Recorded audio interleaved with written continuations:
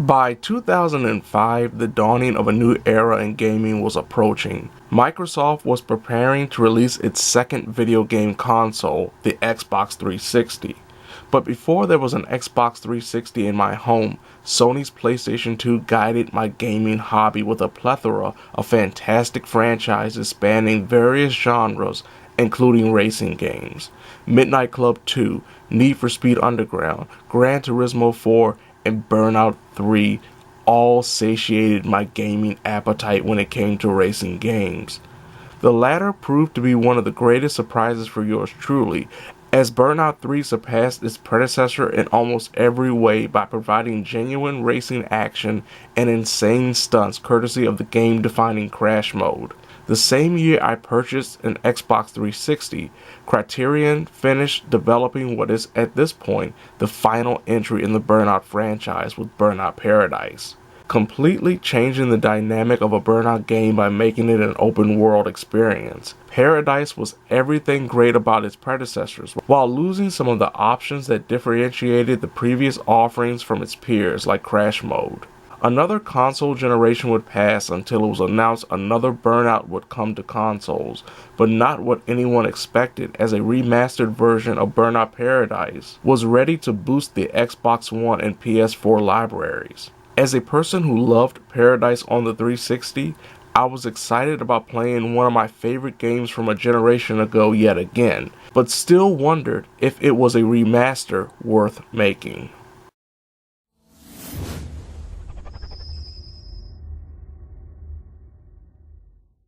When Burnout Paradise was released in 2008, it stood out amongst its competitors by providing an arcade-style racing experience unlike anything else on the market, foregoing the strategy of other racing games that relied more on realism, with gamers being forced to fine-tune cars and learn every nuance of a racetrack.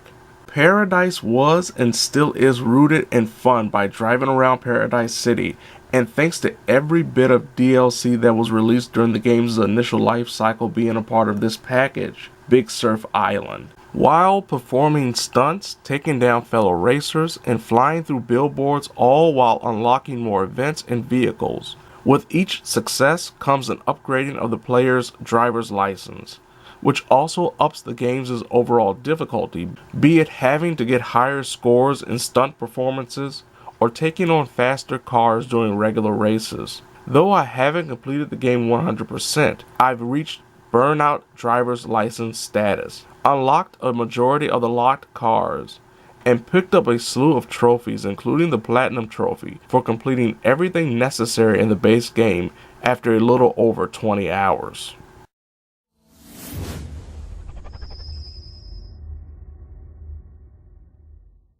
The original offering of Burnout Paradise shifted the idea of what a Burnout game could be by removing the menus and overall world maps seen in the previous Burnout games, by placing the player in the middle of Paradise City, with the task of completing races, taking down other cars in high-speed demolition derby fashion, beating other players' best times when zooming down specific streets, and pulling off stunts courtesy of the ramps strategically placed around the city's landscape, where the player might find a shortcut that takes their car careening over a bridge.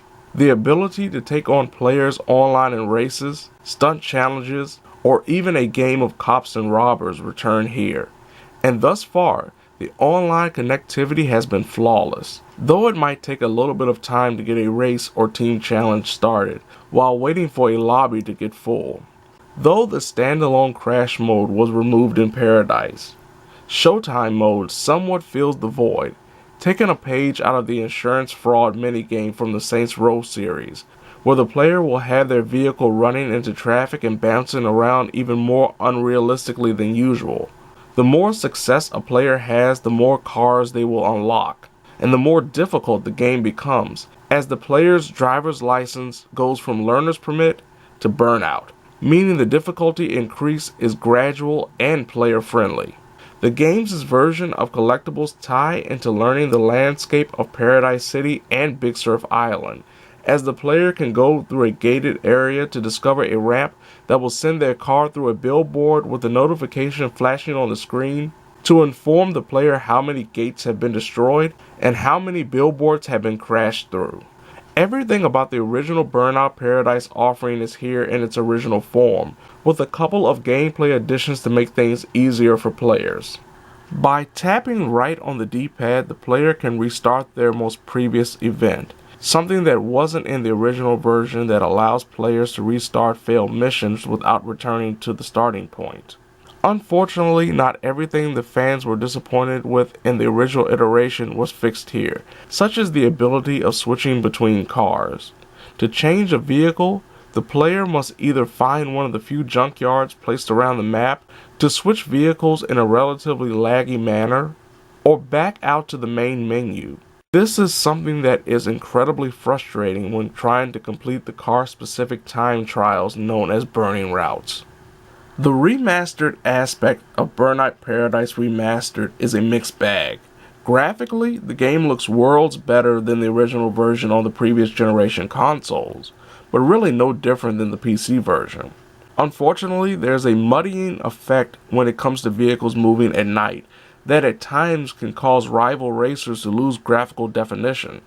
Though the graphics aren't mind-blowing, the fact this game doesn't suffer from frame rate drops like the original is the best thing about this remaster. No matter the speed, insane crash that occurred, or failed jump, Burnout Paradise Remastered keeps the action going without a hint of slowdown. Somehow not tampered with is the soundtrack. 10 years after the original was released, all the licensed tracks, including Paradise City by Guns N' Roses, return.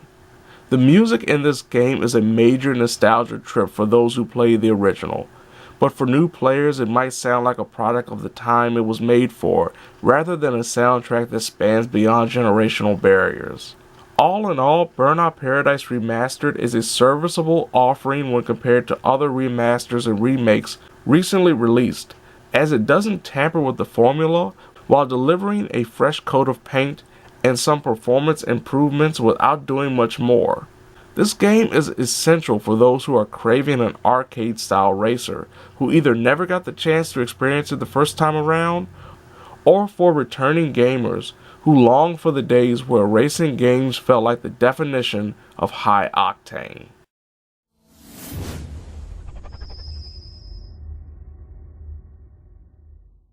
Burnout Paradise Remastered, just like its original iteration, is unlike anything else on the market when it comes to the racing genre, while providing everything that eventually made the original a complete package. There are a few changes to fix the game's overall problems, such as frame rate drops and being able to restart failed events without having to return to the starting point, but design issues like switching cars on the fly and finicky AI still exist. The biggest drawback definitely has to be the price point, considering this is essentially a port of the PC version, which can be bought for $20 or so cheaper. Burnout Paradise Remastered arguably suffers from sticker shock for those who experienced it during the previous gaming generation, or even new players who could pick up a used copy of the original for practically pennies. Paradise Remastered stands out amongst its peers just as much now as it did in 2008 by being so fun no matter if you pay the full price or get it on sale, which may be your best bet. It's definitely worthy of being a part of your gaming library if you enjoy racing games. Hey, it's Atomica here on Crash FM. You know, one of the great things about Paradise City is you don't need a garage at your house, because you can stash your whole collection of cars in any of the local junkyards. Just drop by the nearest one and slip into something that suits you.